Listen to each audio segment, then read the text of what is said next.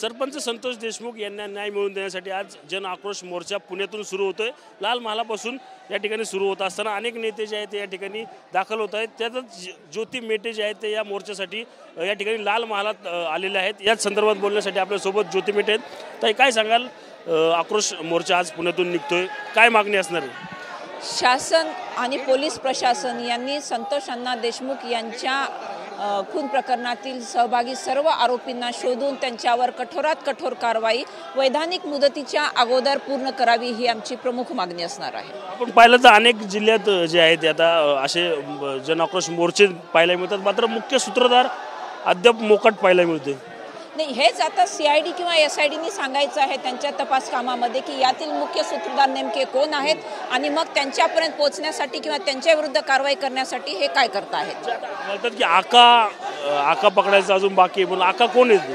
हे तपास यंत्रणांनी सांगायचं, त्यांचं काम आहे हे तपास यंत्रणेचं।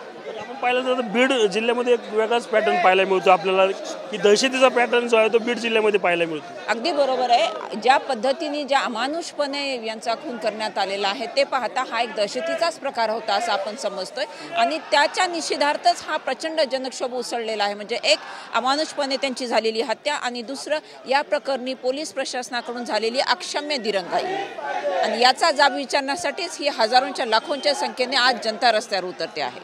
नक्कीच आपण पाहिलं तर जी हत्या झाली त्याचा जाब विचारण्यासाठी ही जनता जी आहे ती रस्त्यावर आले असल्याचं म्हणणं जे आहे ते ज्योती मेटे यांनी या ठिकाणी केलेलं आपल्याला पाहायला मिळत आहे। रणजित जाधव, TV9 मराठी, पुणे।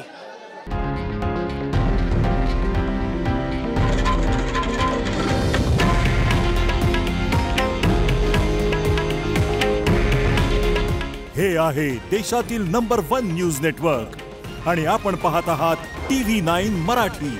काळजी तुमची, हित महाराष्ट्राचं।